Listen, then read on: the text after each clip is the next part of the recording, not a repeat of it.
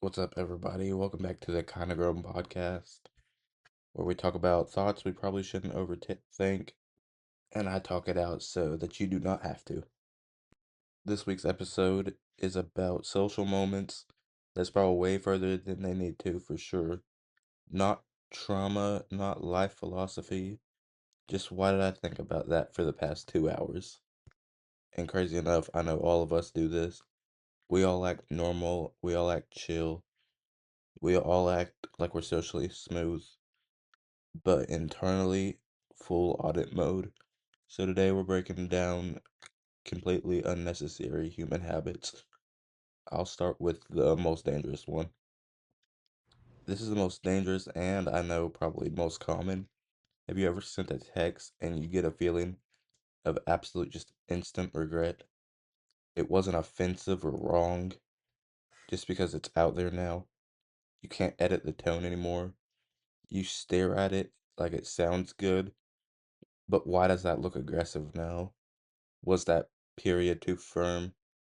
Should it have been sounds good? Now it sounds enthusiastic. But is that too enthusiastic? Now you look eager, so you remove the exclamation mark. Now it's dry. Now you're cold. You start negotiating with punctuation like it's a contract, and then they don't reply at all. Now your brain becomes Netflix. They saw it, they hated it. I shouldn't have said that. Why did I say that? Should I send a follow up? No. Do not double text emotionally. That's how wars start. And here's the truth. Most of the time, they're just busy and are gonna respond later. But your brain does not care about logic. It normally wants closure. It wants reassurance. It wants those three dots in the bottom left corner to appear. The three dots are like oxygen. When you see them typing, immediate relief, even if they say nothing important. We don't need substance. We need acknowledgement. And if you really think about it, texting is insane. You're trying to compress tone, intention, humor, and emotional collaboration into a sentence. That's not normal. That's too much responsibility for a period. Don't even get me started on rereading old conversations. Like, I'll go back on my old ones from like middle school and just, damn, bro. Shit, I hate reading those. But like, why are we scrolling up? Why are we auditing tone from Tuesday? Nothing productive happens up there. But we go anyway. We're detectives in our own chat history. I catch myself doing this shit and I absolutely hate it. You ever start telling a story and it could have taken 45 seconds but doesn't because suddenly you need context. And so my friend blank blank and you didn't know blank, but he's the one who moved here last year. Actually, wait, that was 2022. Nobody needed that, but now you're committed. You see people zoning out, but you can't stop. Because if you skip context, you're scared they'll misunderstand the punchline. So you overbuild it. You create like a whole universe around it. Backstory, side characters, timeline corrections. By the time you land the joke or like the main point of it, you even forgot what we were even talking about. And the worst part is, halfway through, you realize this story wasn't even that good. There was no point in telling it. But you cannot abort. It would be awkward to stop. It'd be actually be even more awkward to stop. So you push through, and then at the end, you hit him with the, yeah, anyway. Like, bro, anyway, what? I'll do this because we hate being misinterpreted. We think more detail equals more clarity. Sometimes more detail equals more confusion. And sometimes the short version definitely would have hit harder. But we don't trust short, we trust over preparation. I don't know if I'm the only one. When somebody compliments you, like they say, "Hey, that was really good," it's like just a normal sentence. Should be easy to respond to. Kind of panic. Why? Why does praise feel suspicious? Instead of saying thanks, I'd normally try to go with thanks. Some I hear it wasn't that serious. I just threw it together. I got lucky. Like you minimize yourself in real time. It's like we're afraid of agreeing with people that agree with us. Someone says you're good at that, and you say, yeah, I know. Society collapses, so we pretend we're surprised. We downplay it, we reduce it. Meanwhile, criticism, we accept that instantly. You replay that one negative comment for 5 years, but compliments, we bat those away immediately. And here's the deeper part. Compliments force you to be seen, and being seen feels vulnerable. It's easier to be self-deprecating.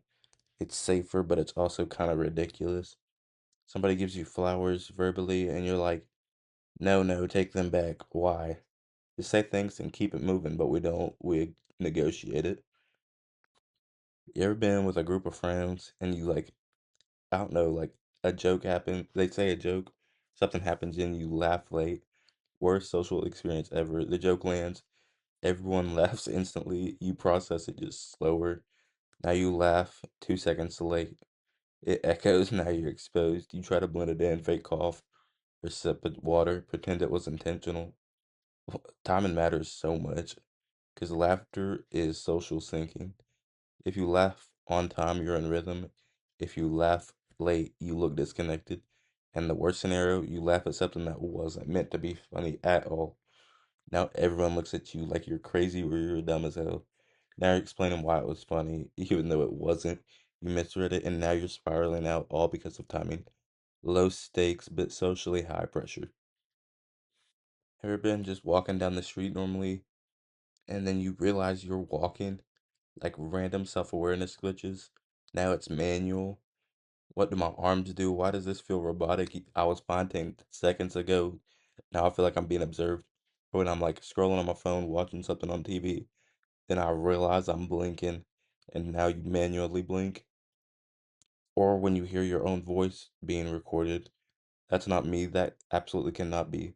When I first started getting into podcasting, that was the absolute hardest part of editing, was hearing my voice. I had to listen to like hours cut out stuff. Here, I just had to fix up the voice, and it was just, it made me cringe so hard hearing myself. Another one similar to that is like hearing my laugh. I can't deal with that either. Gosh, man, that drives me insane. We have an internal version of ourselves that doesn't really match reality, and when reality shows up, we panic. We don't think of ourselves as how we actually are, or how people see us. Or when you become aware of your face while someone is talking, am I making the right expression? Or do I still have my resting bitch face on? Am I nodding too much? Is my neutral face aggressive? Self-awareness is a glitch. It's too much information at once. Humans were not meant to monitor themselves this closely. But here we are. Say you're home, the event is over, everything was fine, and my brain just goes, let's revisit that one moment you embarrassed the hell out of yourself. Now you're replaying tone, word choice, body language. Did that joke land weird? Or was that actually funny? Did I overshare? Absolutely nobody else is thinking about it. They're asleep but you. Full documentary analysis. We all do this, but we don't know why, really. Because our brain wants certainty.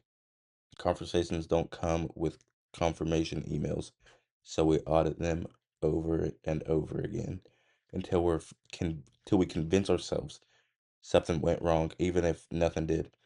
And then you see that person again, and they're normal because they never thought about it, only you did, which is kind of comforting and also exhausting.